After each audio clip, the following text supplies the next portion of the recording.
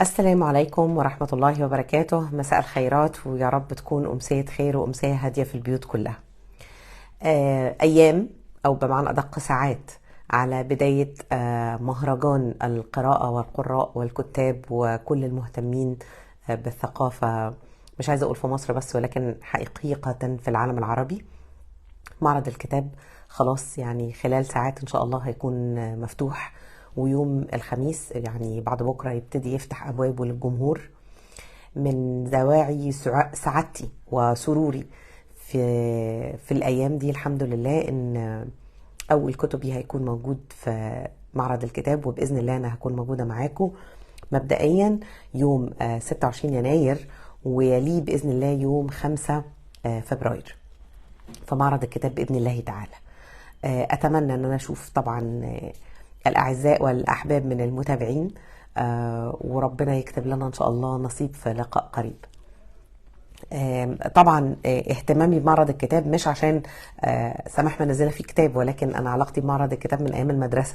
لسه النهارده كنا بنفتكر في المكتب، يعني بنتبادل الذكريات ما بين ناس بتحوش طول السنه عشان تروح معرض الكتاب، وما بين ناس بتزن من اول السنه على الرحله اللي مدارسنا كانت بتعملها ايام معرض الكتاب، وكانوا بيحددوا لنا حد اقصى للمشتريات عشان ما ننزلش المعرض بفلوس كتير. بس ايامينا يعني 100-150 جنيه بالكتير كانوا كفيلين جدا انهم ينغنغونا مشتريات كتب تشغلنا شهور بالقراءة. اتمنى من ربنا ان اسعار الكتب السنة دي تكون مناسبة، وان ناس كتير تعتمد فكرة التبادل. بمعنى مش لازم كلنا نشتري نفس الكتب. انا وكتير من اصدقائي ما بتكسفش من الموضوع ده. احنا بنبدل الكتب، عادي جدا ان انا اشتري كتاب سماح وانت تشتري كتاب منال، ونبدل مع بعض الكتابين بعد ما نخلص قراءتهم، وفي النهاية كل واحد يحتفظ بالكتاب اللي ملكه، ولكن احنا الاتنين قرينا كتابين. وبحب احفز ولادي كمان يعملوا كده. الجيل الجديد بيقرا على فكرة، ولكن هم ميالين اكتر للقراية اونلاين او المحتوى الالكتروني اكتر. شطارتنا رجعوا تاني رحلة معرض الكتاب، رحلة أسرية، العيلة كلها رايحة مع بعض مخططين مين عايز يروح فين عشان ننبسط كلنا. النهاردة هنتكلم على ايه؟ النهاردة هنتكلم على ظاهرة ابتدت تظهر في المجتمعات العربية. يمكن انا بواقع لقاءات المكتب بالذات الحتة دي بتبان قوي، واللقاءات طبعا الاونلاين لبعض المصريين المغتربين او الاخوة العرب، لان احنا عندنا من العملاء كتير من العرب جنسيات مختلفة، ولكن كلنا ثقافتنا واحدة تقريبا، فبيبقى سهل ان احنا نشتغل مع بعض. مهم جدا، ومؤخرا بقى عالي قوي عند الستات والبنات، احساس بالاستحقاق. ابتدوا يكتسبوه من الموجات الكتيرة اللي مش بقى عالية، اللي غرقت المجتمع معاها، وغرقت كتير من الستات والبنات للأسف معاها، وهي موجة اني استحق.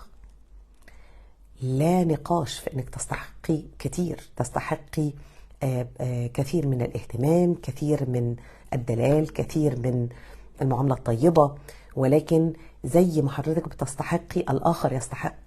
والآخر ده ممكن يكون زميلتك، ممكن يكون أختك، ممكن يكون أخوكي، ممكن يكون زوجك، ولكن أغلب الحالات اللي بيطرح فيها القصة دي بتطرح في إطار أصل أنا عايزة، يعني المشكلة الزوجية تطرح. فأول ما بدي خيط الكلام للزوج أو الزوجة، وعلى فكرة في بعض الرجال ولكن نسبة أقل بكتير من الستات، يعني هنقول مثلا 20% رجالة، وهقول لكم مين 20% دول، ولكن نسبة أعلى بكتير من السيدات والفتيات مؤخرا، يعني لسه مخطوبة، أو ممكن تكون لسه حديثة الزواج، أو ممكن تكون متجوزة بقالها فترة طويلة، وفجأة تبقى عايزة تحس إنها محور الكون.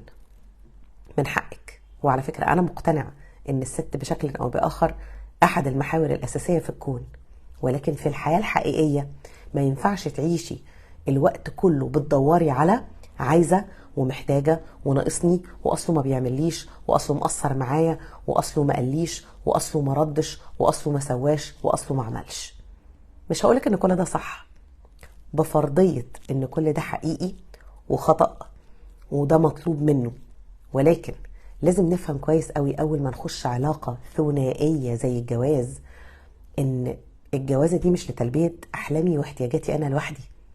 الجوازة دي مش قائمة عشان سماح تجمع أحلام حياتها وخيالاتها وأمانيها وتجلياتها في عالم العصر الحديث وتستوفي كل ده بغض النظر الطرف الآخر بياخد مني إيه، قدراته إيه، طاقته إيه، استطاعته إيه، مدى وجوده في حياتنا عامل إزاي، ومدى وجودي أنا في حياته إزاي. لأن هو كمان محتاج يحس ومحتاج ياخد اللي ناقصه ومحتاج يعبر عن طلباته. لو انتي مشغولة طول الوقت باللي انتي عايزاه واللي انتي محتاجاه واللي ناقصك وانه في ازمة ما سندكيش وانه انتي عايزة ما اداكيش وانه انتي محتاجة كسر قلبك وانه انتي ناقصك ومش عارفة، انا فاهمة كل ده، ولكن اول سؤال هسألهولك من باب الانصاف، طب وهو عايز انتي كنتي فين؟ وهو محتاج انتي اديتيله ايه؟ ولما كان ناقصه الحاجة الفلانية قدمتيها له ولا لا؟ ولما كان هو في أزمة سندتيه ولا خليتي بيه؟ طب وهو عايز ومحتاج يحس بالنجاح والإنجاز، حضرتك كنتي في البيت ولا كنتي بره؟ ولا كنتي مع أصحابك ولا كنتي في بيت أهلك ولا كنتي مسافرة مع أهلك في الأجازات؟ كنتي فين؟ في عز أزماته. هنا أنا بتكلم على عيلة سوية، يعني بتكلم على ست عادية وراجل عادي.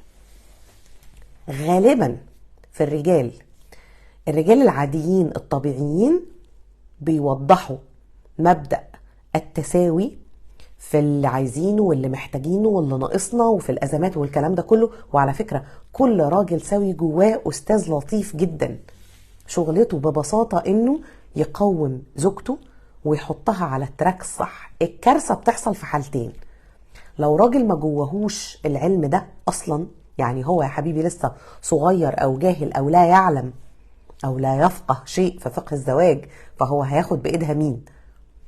زي ما بيقولوا كده أعمى ساحب كسيح، فاللي هو يعني الاتنين ضاعوا. والحالة التانية ودي اللي الرجالة فيها بتحس بإحساس مطلق بالاستحقاق لو عندنا أي اضطراب شخصية أمثال النرجسية وخلافه. وفي الحالة دي الراجل بيحس إنه مش بس محور الكون، ده هو الكون نفسه. ودي حالة استثنائية ولكن تناولناها في حالات كتيرة قبل كده وفي حلقات كتيرة وأفرادنا ليها بلاي ليست كامل طويل عريض. ولكن لازم نفكر نفسنا عشان زي ما بيقولوا كده ايه، الحياة بقت بتشفطنا في اتجاه واحد بس. كل واحد فينا جوه الجوازة الست مركزة في كيانها بس والراجل مركز في كيانه بس. مفيش حاجة اسمها كده في الجواز. لو انت بتفكر تركز في كيانك بس يبقى انت راجل مش مخلوق للجواز، ولو انت ست مش عايزة تفكري الا في احتياجاتك بس يبقى انت ست مش مخلوقة للجواز. وعلى فكرة مش كلنا مؤهلين للجواز، وده يمكن رأي ما يعجبش الكل، بس خليني واضحة وواقعية وصريحة. مش كل الناس مخلوقة للجواز. الجواز ده محتاج ناس رجالة وستات فاهمين كويس قوي ان احنا هنتبادل المساندة وهنتبادل الاحتياج وهنتبادل العطاء وهنتبادل الوقوع وان احنا نقوم. انا هقع في ايام وهو مطلوب منه يسندني ويقومني، هو هيقع في ايام ومطلوب مني ان انا اسنده واقومه. هو هيبقى حزين في اوقات ولازم اطبطب ودادي كأن عندي طفل صغير، وانا هبقى حزينة في ايام ومطلوب وواجب عليه انه يطبطب ويحايل ويدادي لحد ما انا ابقى كويسة. في ايام غامقة كتير بتعدي على المتجوزين، ما ينفعش في عز الايام الغامقة دي حد فينا يدور على نفسه. هتيجي علينا ايام هنبقى بنتعكز على بعض ونقول بس اليوم ده يعدي وبكرة ربنا يحلها. صدقوني اللي ناويين على جواز مش معناه ان انت ما تفكرش في نفسك خالص، مش معناها ان انت ما تفكريش في نفسك خالص، بس معناها ان انت ما تزهديش في حقك سنين طويلة وفجأة تقومي تعملي ثورة وتحولي نفسك لمحور الكون. لا ده صح ولا ده صح. ما تتنازلش وتقعد على جنب وتسيب المركب دايرة وشغالة وماشية بدون علمك وبدون توجيهك وبدون وجودك أصلا، وبعدين فجأة تصحى من النوم عايز تبقى محور الكون. لا، ده انت عايز تبقى الكون كله يا راجل.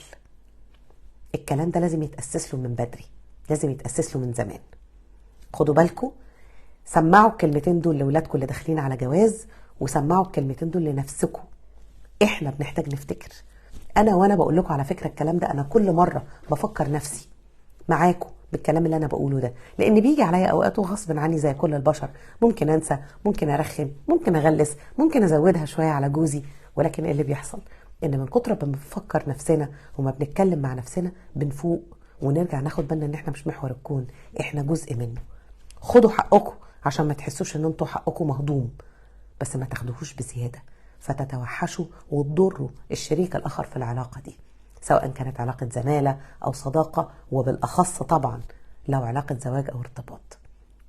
مهم قوي ان احنا نفهم ان اللي قدامي له حق، ولما تيجي تطلب حقك لازم تبقى متاكد انك مديله حقه تالت ومتلت، عشان العمليه ما تبقاش مجرد لعبه بينج بونج مين فينا اللي مقصر اكتر في حق التاني.